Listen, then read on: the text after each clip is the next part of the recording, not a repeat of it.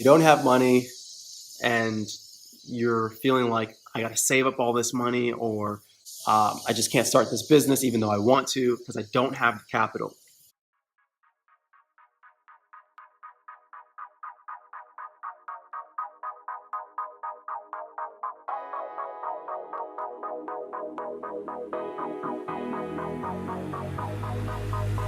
If you want to get high, let's meditate. And I love my life, so I celebrate. Hey guys, Andrew McFarland here from StartAJuiceBar.com. Hope you're having an amazing day.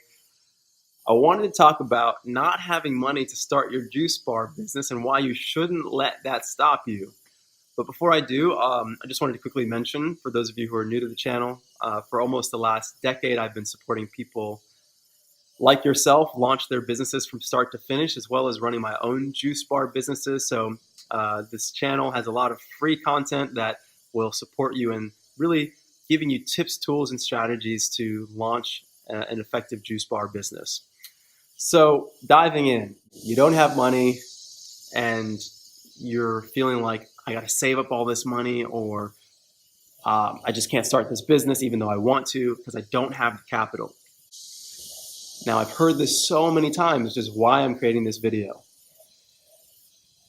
99.9% of the businesses that you see out there that are successful are financed by investors, okay? Whether these are mom and pop shops or big corporations, especially big corporations, these business owners did not use their own money to start this business. So that's the first thing that I need to say, is because a lot of times it's a mind state. I speak to so many people who tell me, okay, I'm just saving up, and that's fine, but it might take you a long time, or you may never get there, or you may feel too discouraged. And the next thing I want to say is, even if you had the money to start this business, sometimes it's a good idea to actually find investors to either subsidize half of the investment with you for a couple of reasons. One, because you can mitigate your risk, because no matter what, nothing is a sure thing.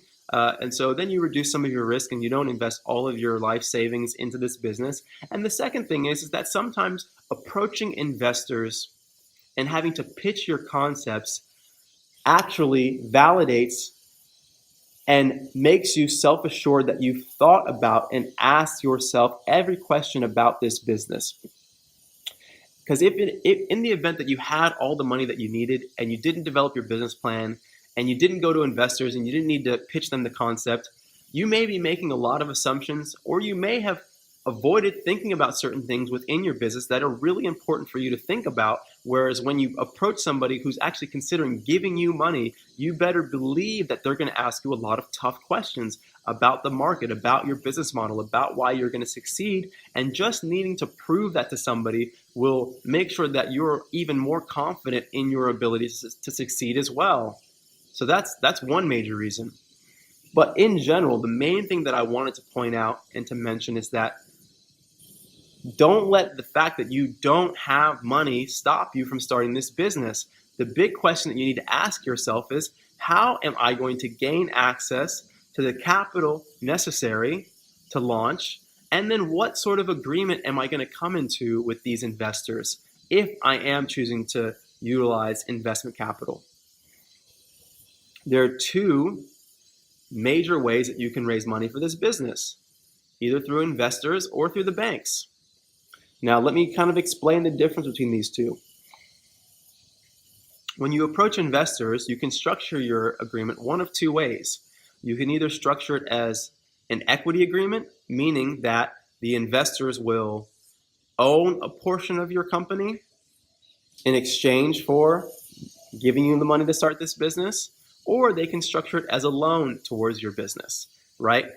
And this would mean that you would give them a certain percentage back on the loan based on from the income that the business is generating.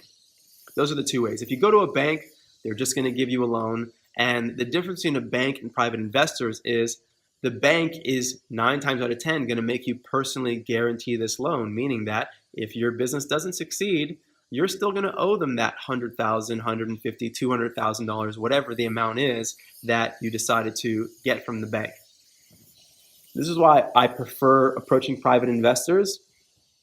But depending on where you are, you may or may not have as much access to private investors. More so, it's not that you don't have access to them, it's that you don't know how to find them. So the last thing that I'll mention is if you need support in this and you want to talk about how we can collaborate on you really developing your business plan as a first step, and then, figuring out how to structure these agreements with these investors, how to approach them, where to find them, things of this nature, reach out to me. My email is Andrew@StartAJuiceBar.com, and I would love to talk to you about how I can support you in this process. But at the end of the day, the main thing and the main message I want you to really, really get, because to me it's discouraging. I hear so many people talk about this, and it's a mind state. You have to realize that it's not about you having the money. It's about you being able to find the money that you need to launch this business. And that's all for today. This is Andrew McFarland from StartAJuiceBar.com. Hope you guys are having an amazing day and wishing you guys much success in this process of launching your business. I'll see you guys very soon. Bye.